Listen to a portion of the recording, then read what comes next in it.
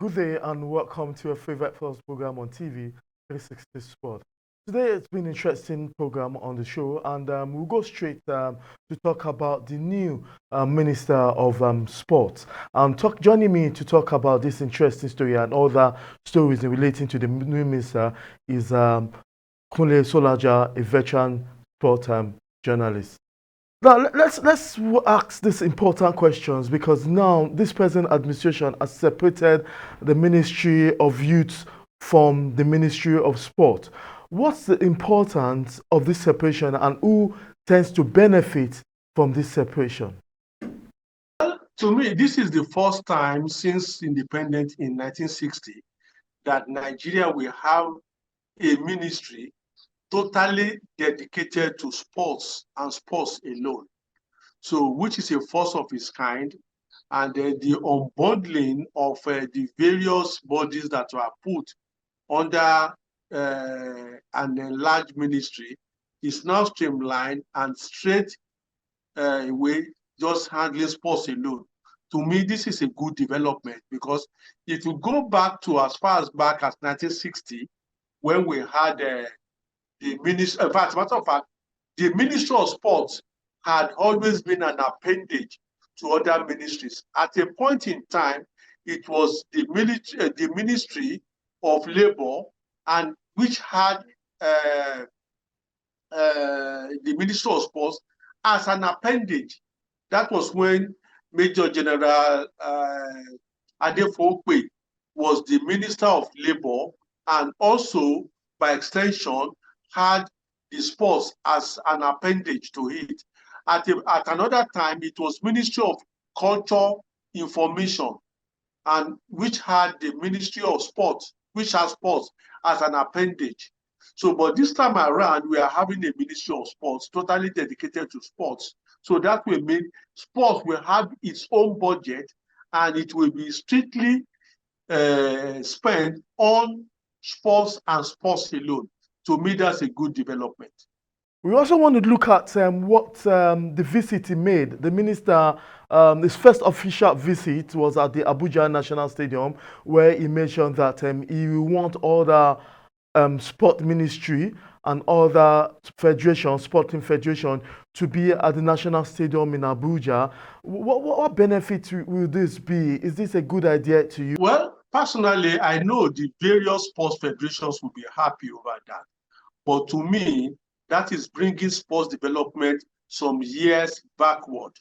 There used to be a time when we have all the sports federations except the then Nigerian Football Association, all of them being housed in one building at the National Stadium, Lagos, where we have the building that they call the Association Building. It's only the Nigerian Football Association then that has its own separate building at the National Stadium. Yeah. To me, this is not a good development. I will subscribe to what the then Air Commodore Anthony Kazobo did in 1990 when he tried to decentralize the various sports federations in Nigeria by sending them to different locations. To me, a sports association should be located in areas where that sport is very strong. Let's talk about swimming, for instance. Swimming, to me, should be located somewhere in the Niger Delta region, where we have the natural talents for it.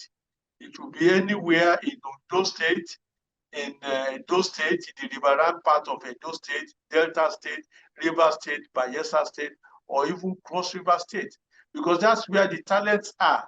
And the same thing with canoeing, the same thing with the equestrian sports, because we know that horsemanship is more popular in the north than anywhere in Nigeria. So if you have, for instance, an association in charge of equestrian sports, it should be there because that's where you can get the talents and nurture them. They don't have to come under the same umbrella, under the same roof in one place. It is taking sports some 1,000 years back when it was done like that. Ikazobo made that effort to decentralized sports administrations by having them at different locations in Nigeria where the talents are bound. But before he could get that policy implemented, he was removed from the Ministry of Sports and then transferred to the Ministry of Transport. So, and that killed that idea. The idea of all of them being in Abuja is just because they want to be close to where money is, where they can easily approach the government and get the money to run their programs. To me, that is not supposed to be. The major thing is to be very close to your source of natural resources. Okay, well said, sir. But the Ministry of Sport also promised the development of sporting facility across the country. How optimistic are you about this, knowing the fact that every minister from Sunday Dalong, even before Solomon Dalong to Sunday Dare, they've promised the facility development in the country. Are you optimistic about this announcement? I am not too optimistic, and I also feel that it is too early for him to make that pronouncement. For instance, I want to tell you that it is always good for you to study what is on ground first. Building of facilities has never been a major problem in Nigeria. The main problem we've always been having is how to maintain those facilities. So you see the National Stadium, which is about a new stadium by any standard because it was commissioned just 20 years ago in April or May 2003. Yet it has gone through various states of decadence. And it was recently upgraded. That was for last year. By this year, when the Super Eagles played their match against Equatorial against Guinea-Bissau, the players complained of the poor state of that pitch. And I remember vividly too that the surroundings, the practice pitches around the stadium were in great state of disrepair. So building facilities has never been a problem.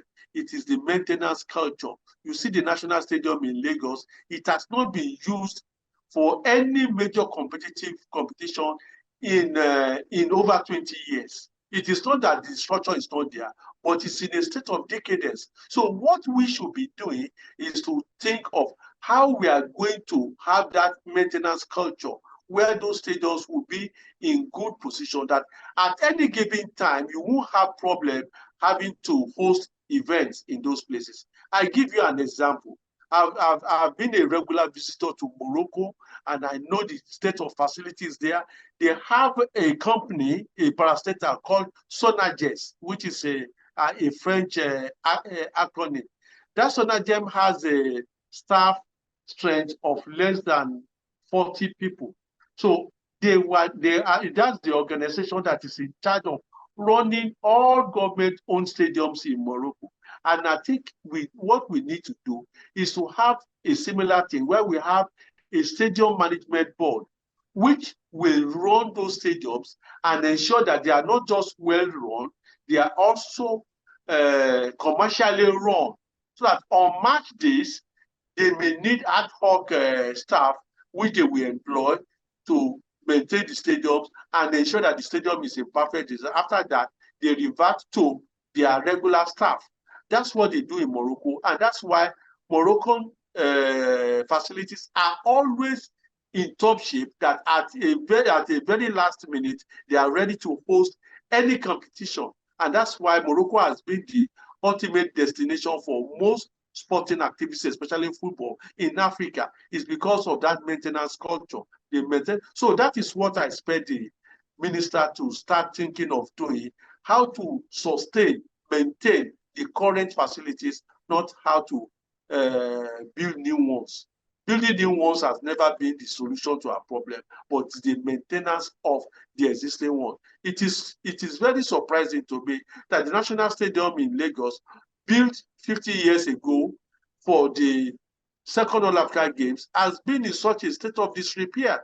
But you see stadiums in Europe, some of them were built in the 1930s, yet they still meet the modern uh, uh, strength in hosting events because they are constantly maintained, they are constantly upgraded. That is what I personally will expect the new sports minister. That's the line I expect him to take. I remember a particular minister, that's Professor Tauhid Adedoja, in 2010. He even came in the interim just for a period of 11 months. And he promised heaven on earth, saying that, oh, the hostels at the National Stadium, Lagos, for instance, will be turned overnight into five-star hotels. The one at the Liberty Stadium, built in 1960, that we turn it into a three-star hotel. And we all know the state of those facilities now. None of them was done. So it's one thing to speak, it's another thing to implement. And it has become a tradition for sports ministers in Nigeria that once they come to the office, they turn the National Stadium, Abuja, National Stadium, Lagos, and probably the one in Kaduna as a sort of, it's become a pilgrimage that we must visit those things. And I believe they don't need to visit them. They can go into the file and look at the observations made by the previous ministers and try to implement whatever deficiency that were noted in those things. So they should not just make it a camera war that, okay, my predecessors visited the National Stadium, I must do the same thing. That's the first thing we must do when we come to the office. To me, that is not even the issue. The issue is go through the file, you know the things that were observed, try and see what you can do to bring those facilities into use. We go on this quick break. We'll still have Kunle Solaja with us. We go on this quick break, and when we come back, we'll be giving you other details in regards to the development and the profile of the Minister of Sports.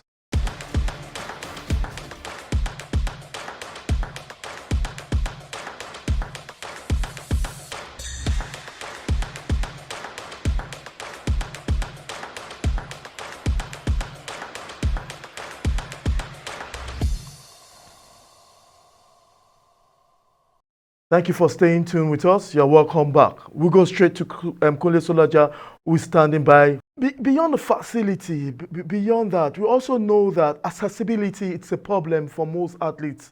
They cannot access major sporting facility. Most especially, it is only given to them during the period of competitions, during the period of trials and all that, but a typical athlete cannot just have an access. That's a major problem to athletes. What's your opinion about it, and how is it being practiced globally? Personally, I will still recommend that those facilities should be shut down and entry into them highly regulated. That is what is done everywhere where there is good maintenance culture. I cannot say because I want to take part in athletics, just run to the National Stadium and get into the tracks and be running. It's not done. I have to be registered. There has to be a regulation that will enable me to have access, not that the place will just be thrown open. One of the major things that really brought the National Stadium Lagos into a state of decay is because everybody just go in there. There is no hindrance. And because before you know it, shops sprang up at the place. Before you know it, hoodlums make the place their place of abode. People will leave their houses or wherever and just head to the stadium. And because there is no regulation, they did many things there, and that's why those facilities decay easily. But if there's regulation, whereby if I say I'm a boxer, I don't just have to go in there on my own. I go through the boxing association or federation. If I'm a badminton player, I go through the badminton federation or the Lagos State Badminton Association as it is. If I say I'm a footballer or I have a football team, you go there with regulation through the body governing that sport in the country. Recently, last month, I was in Morocco and I visited the King Mohammed VI football complex. despite that it was an even official visit. By the time we got there in a bus, some of us international journalists, by the time we got there, we were not allowed to enter until they got clearance from the people who run the facilities that, yes, they should allow us. And it was a guided tour. So if you have thrown that facility open to everybody, that facility will decay. Before you know it, there will be pre-free at the place, and before you know it, equipment and all those things will rot away or will get spoiled without anybody being able to account for such. So I believe that entry into the stadium should be highly, and I say highly regulated, not just open to anybody. So you have to go through certain regulations to have entry into the place. There's a major issue in this country as regards to so much favoritism or dependency of football activities. Apart from football, basketball, and athletics, there are other sports which don't get the same response, the same support from the federal government. When we have the World Cup, then you see the sport minister there. But an international badminton event, an international table tennis event, we don't get to see the sport minister at the venues most of the time, only at Olympics. And that hasn't given all those other sports enough leverage. Do you agree to that report, or what do you think the new sport minister can do to put football and other sports at least on the same level when it comes to support from the government? Well, thank you very much. Every country, at least that I know, have certain things they call their national sports.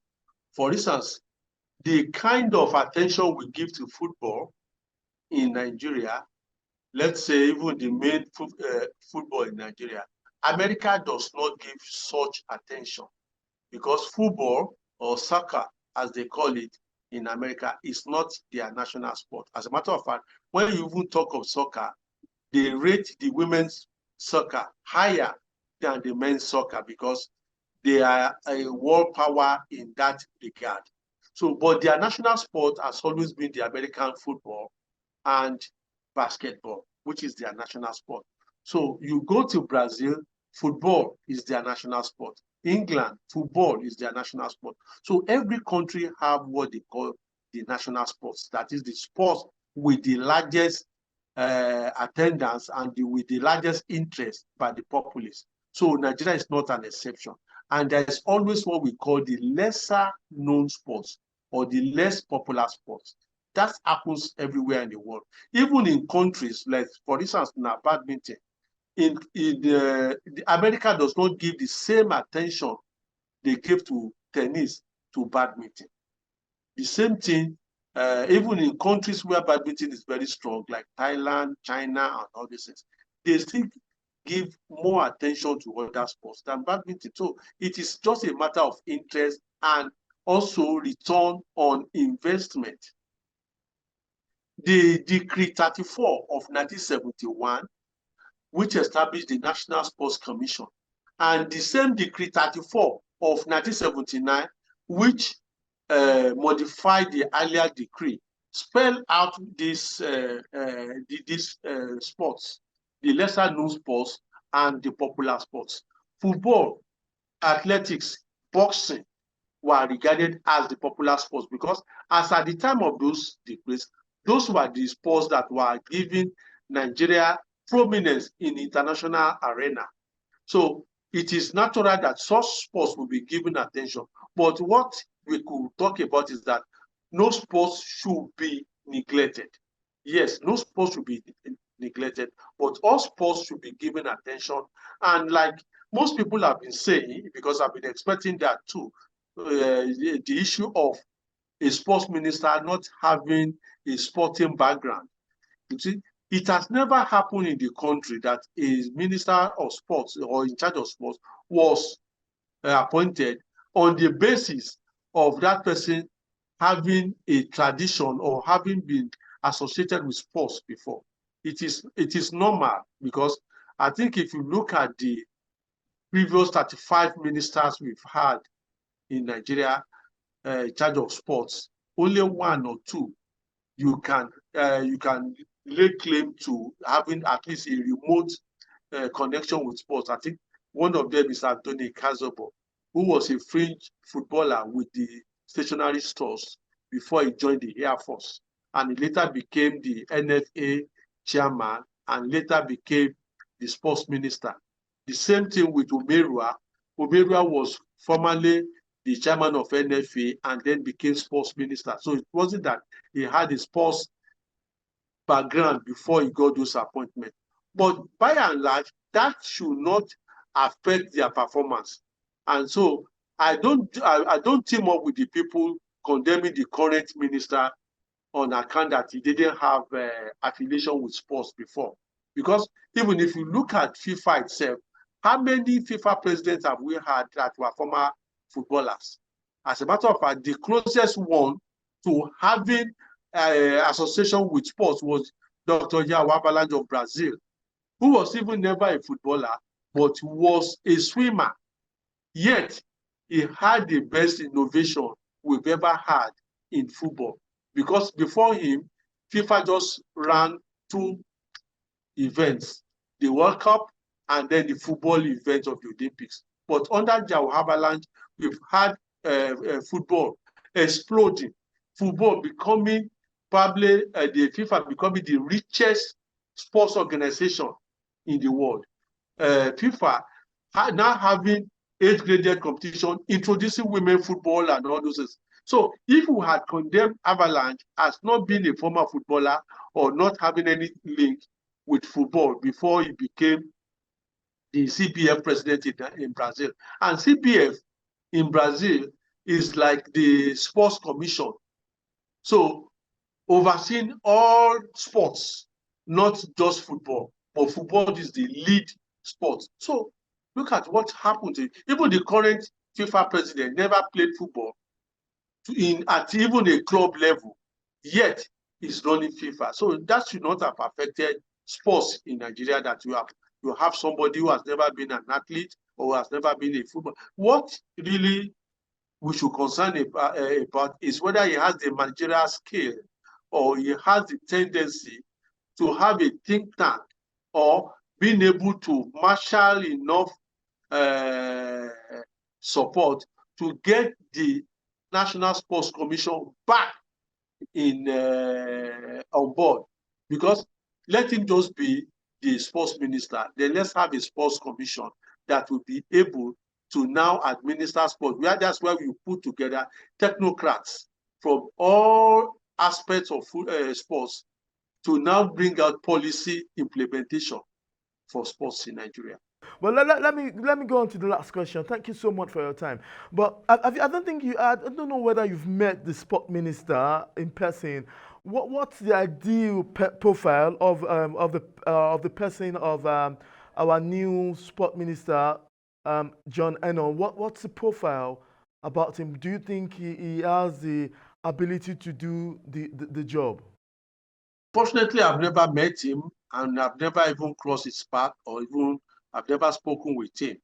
The only thing I can say is that I pray and I wish that he has that managerial skill to be able, because that's what matters. Just like a legend in American football once said, that winning is a habit, so also is losing. You don't have, you say you bring into play your managerial skill. You don't have to be a soldier to be able to put together a strong army. And you don't also have to be a political scientist to be able to govern a territory. All that matters is for you to have the wisdom, to have the managerial skill, to ensure that at every time you take the right decision, having surrounding yourself with the right people that will guide you in your decision making.